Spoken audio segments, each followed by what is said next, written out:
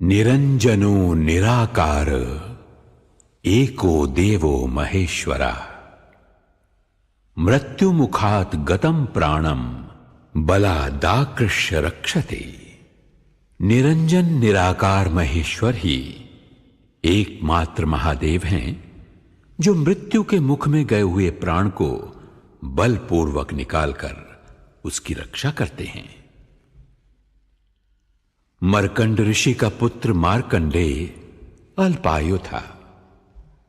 ऋषियों ने उसको शिव मंदिर में जाकर महामृत्युंजय मंत्र जपने की सम्मति प्रदान की। मार्कंडेय ऋषियों के वचनों में श्रद्धा रखकर शिव मंदिर में महामृत्युंजय मंत्र का यथाविधि जाप करने लगे। समय पर यमराज आए, किंतु मृत्युंजय की शरण में गए हुए को कौन छू सकता है। यमराज लौट गए। मार्कंडेय ने दीर्घायु पाई और मार्कंडेय पुराण की रचना भी की। ओम मृत्युंजय महादेव त्राहि मां शरणागतम जन्म मृत्यु जरा रोगै पीडितम कर्म बंधनई। हे मृत्युंजय महादेव, मैं सांसारिक दुविधाओं में फंसा हुआ हूं। रोग और मृत्यु मेरा पीछा नहीं छोड़ रहे हैं। मैं आपकी शरण में हूं, मेरी रक्षा कीजिए।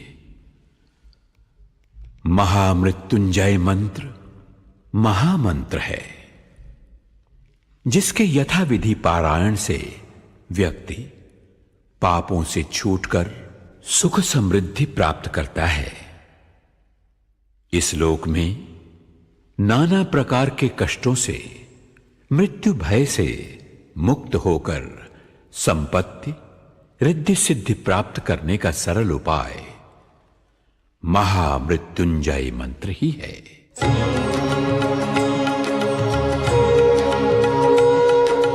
मृत्युंजय महादेव त्राहि मां शरणागतं जन्म मृत्यु जरा व्याधि पीडितं कर्म बन्धनैः।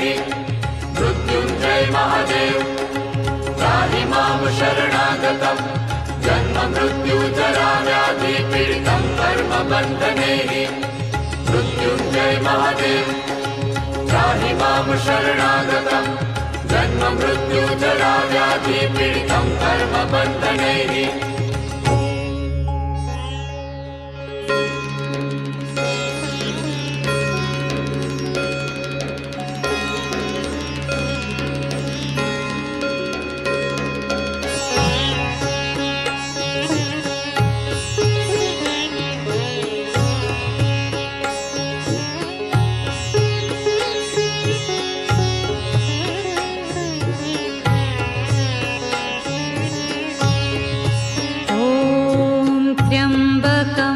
यजामहे सुगन्धिं पुष्टिवर्धनम् उर्वारुकमिव वन्दनान् मृत्योर्मुक्षीयमामृतात्। ॐ त्र्यम्बकं यजामहे सुगन्धिं पुष्टिवर्धनम् उर्वारुकमिव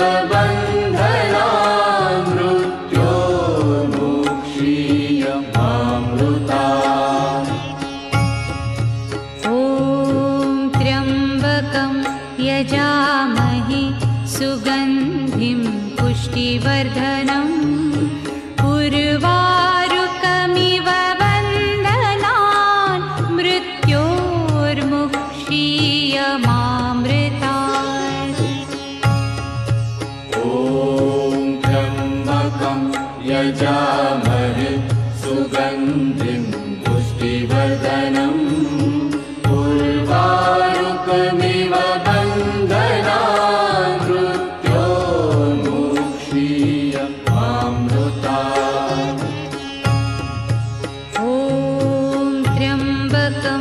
यजामहे सुगन्धिं पुष्टिवर्धनम् उर्वारुकमिव वन्दनान्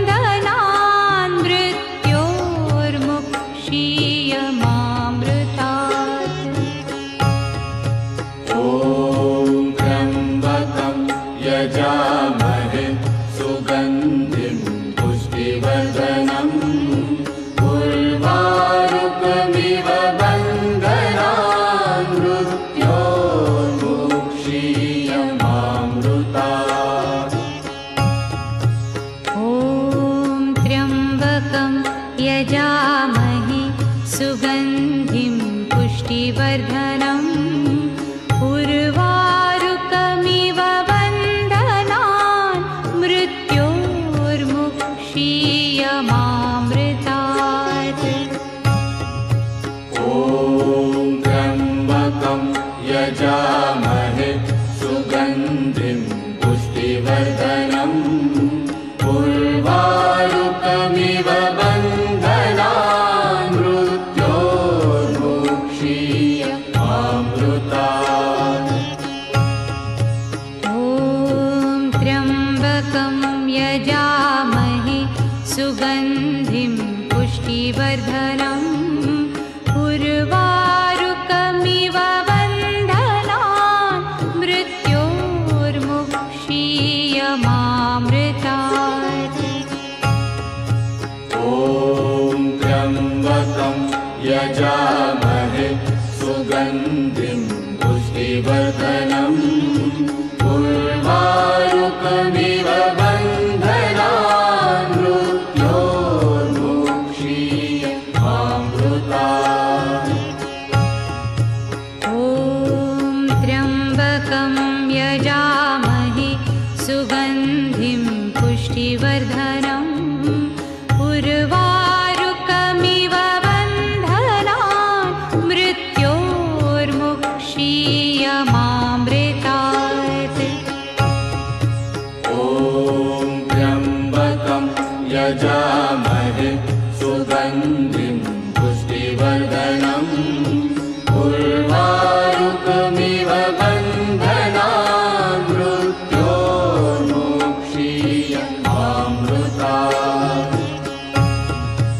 ॐ त्र्यम्बकं यजामहे सुगन्धिं पुष्टिवर्धनम् उर्वारुकमिव बन्धनान् मृत्योर्मुक्षीयमामृतात्। ॐ त्र्यम्बकं यजामहे सुगन्धिं पुष्टिवर्धनम् उर्वारुकमिव बन्धनान् मृत्योर्मुक्षीयमामृतात्।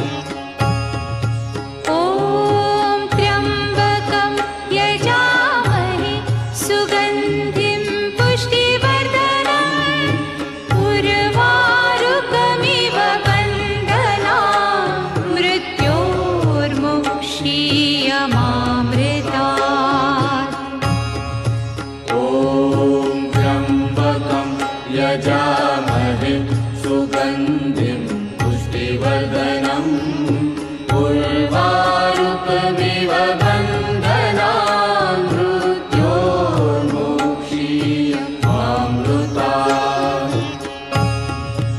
ॐ त्र्यम्बकं यजामहे सुगन्धिं पुष्टिवर्धनम् उर्वारुकमिव बन्धनान् मृत्योर्मुक्षीयमामृतात्। ॐ त्र्यम्बकं यजामहे सुगन्धिं पुष्टिवर्धनम् उर्वारुकमिव बन्धनान् मृत्योर्मुक्षीयमामृतात्। ॐ त्र्यम्बकं यजामहे सुगन्धिं पुष्टिवर्धनम् उर्वारुकमिव बन्धनान् मृत्योर्मुक्षीयमामृतात्। ॐ त्र्यम्बकं यजामहे सुगन्धिं पुष्टिवर्धनम् उर्वारुकमिव बन्धनान् मृत्योर्मुक्षीयमामृतात्। ॐ त्र्यम्बकं यजामहे सुगन्धिं पुष्टिवर्धनम् उर्वारुकमिव बन्धनान् मृत्योर्मुक्षीयमामृतात्।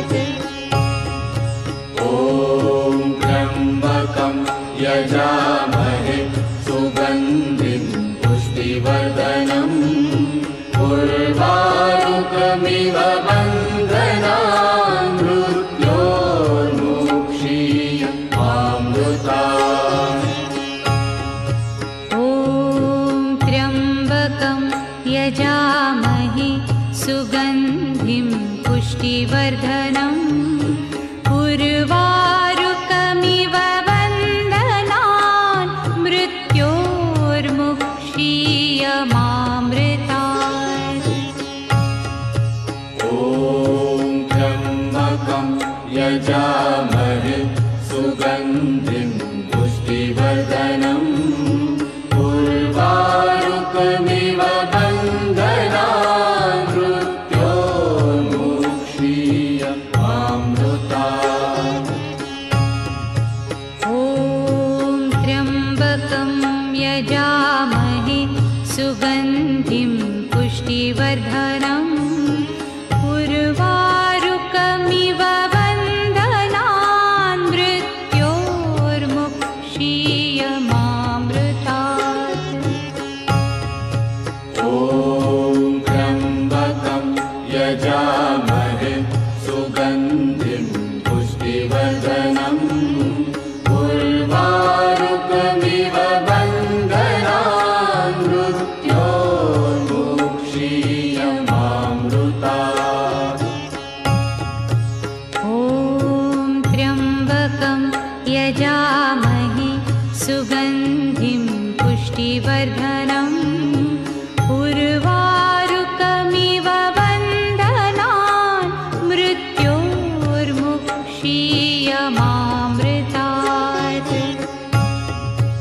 ॐ त्र्यम्बकं यजामहे सुगन्धिं पुष्टिवर्धनम् उर्वारुकमिव बन्धनान् मृत्योर्मुक्षीय मामृतात्।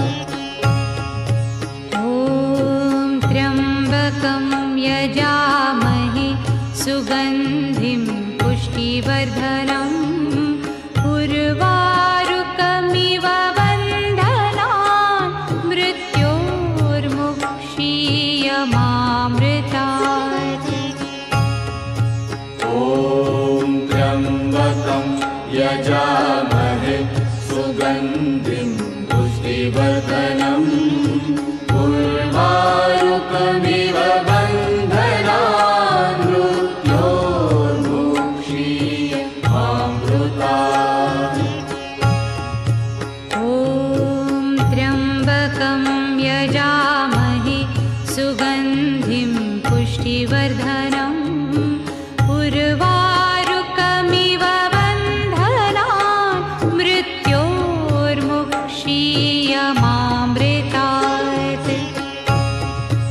ॐ त्र्यम्बकं यजामहे सुगन्धिं पुष्टिवर्धनम् उर्वारुकमिव बन्धनान् मृत्योर्मुक्षीय मामृतात्। ॐ त्र्यम्बकं यजामहे सुगन्धिं पुष्टिवर्धनम् उर्वारुकमिव बन्धनान् मृत्योर्मुक्षीय मामृतात्। ॐ त्र्यम्बकं यजामहे सुगन्धिं पुष्टिवर्धनम् उर्वारुकमिव बन्धनान् मृत्योर्मुक्षीय मामृतात्। ॐ त्र्यम्बकं यजामहे सुगन्धिं पुष्टिवर्धनम् उर्वारुकमिव बन्धनान् मृत्योर्मुक्षीय मामृतात्। ॐ त्र्यम्बकं यजामहे सुगन्धिं पुष्टिवर्धनम् उर्वारुकमिव बन्धनान् मृत्योर्मुक्षीय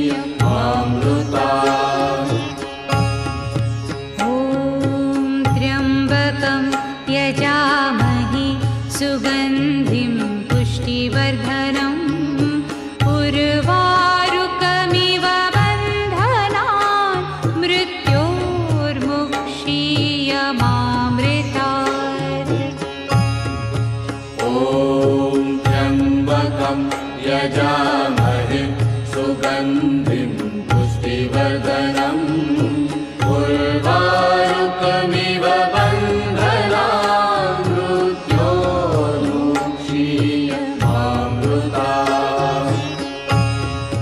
ॐ त्र्यम्बकं यजामहे सुगन्धिं पुष्टिवर्धनम् उर्वारुकमिव बन्धनान् मृत्योर्मुक्षीयमामृतात्। ॐ त्र्यम्बकं यजामहे सुगन्धिं पुष्टिवर्धनम् उर्वारुकमिव बन्धनान् मृत्योर्मुक्षीयमामृतात्। ॐ त्र्यम्बकं यजामहे सुगन्धिं पुष्टिवर्धनम् उर्वारुकमिव बन्धनान् मृत्योर्मुक्षीयमामृतात्। ॐ त्र्यम्बकं यजामहे सुगन्धिं पुष्टिवर्धनम् उर्वारुकमिव बन्धनान् मृत्योर्मुक्षीयमामृतात्। ॐ त्र्यम्बकं यजामहे सुगन्धिं पुष्टिवर्धनम् उर्वारुकमिव बन्धनान् मृत्योर्मुक्षीयमामृतात्।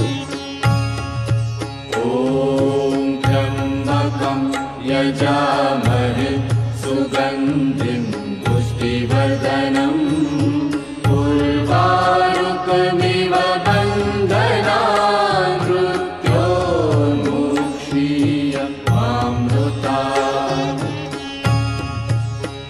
ॐ त्र्यम्बकं यजामहे सुगन्धिं पुष्टिवर्धनम् उर्वारुकमिव बन्धनान् मृत्योर्मुक्षीयमामृतात्। ॐ त्र्यम्बकं यजामहे सुगन्धिं पुष्टिवर्धनम् उर्वारुकमिव बन्धनान् मृत्योर्मुक्षीयमामृतात्। ॐ त्र्यम्बकं यजामहे सुगन्धिं पुष्टिवर्धनम् उर्वारुकमिव बन्धनान् मृत्योर्मुक्षीयमामृतात्। ॐ त्र्यम्बकं यजामहे सुगन्धिं पुष्टिवर्धनम् उर्वारुकमिव बन्धनान् मृत्योर्मुक्षीयमामृतात्। ॐ त्र्यम्बकं यजामहे सुगन्धिं पुष्टिवर्धनम् उर्वारुकमिव बन्धनान् मृत्योर्मुक्षीयमामृतात्।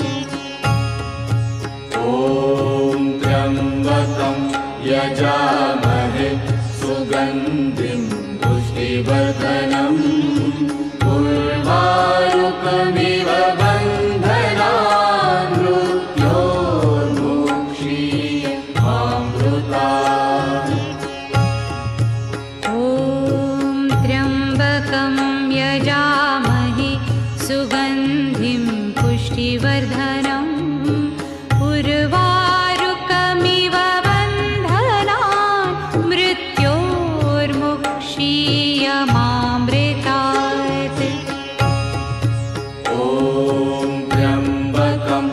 यजामहे सुगन्धिं पुष्टिवर्धनम् उर्वारुकमिव बन्धनान् मृत्योर्मुक्षीयमामृतात्। ॐ त्र्यम्बकं यजामहे सुगन्धिं पुष्टिवर्धनम् उर्वारुकमिव बन्धनान् मृत्योर्मुक्षीयमामृतात्। ॐ त्र्यम्बकं यजामहे सुगन्धिं पुष्टिवर्धनम् उर्वारुकमिव बन्धनान् मृत्योर्मुक्षीयमामृतात्। ॐ त्र्यम्बकं यजामहे सुगन्धिं पुष्टिवर्धनम् उर्वारुकमिव बन्धनान् मृत्योर्मुक्षीयमामृतात्। ॐ त्र्यम्बकं यजामहे सुगन्धिं पुष्टिवर्धनम् उर्वारुकमिव बन्धनान् मृत्योर्मुक्षीयमामृतात्। ॐ त्र्यम्बकं यजामहे सुगन्धिं पुष्टिवर्धनम् उर्वारुकमिव बन्धनान् मृत्योर्मुक्षीयमामृतात्। ॐ त्र्यम्बकं यजामहे सुगन्धिं पुष्टिवर्धनम् उर्वारुकमिव बन्धनान् मृत्योर्मुक्षीयमामृतात्। ॐ त्र्यम्बकं यजामहे सुगन्धिं पुष्टिवर्धनम् उर्वारुकमिव बन्धनान् मृत्योर्मुक्षीयमामृतात्। ॐ त्र्यम्बकं यजामहे सुगन्धिं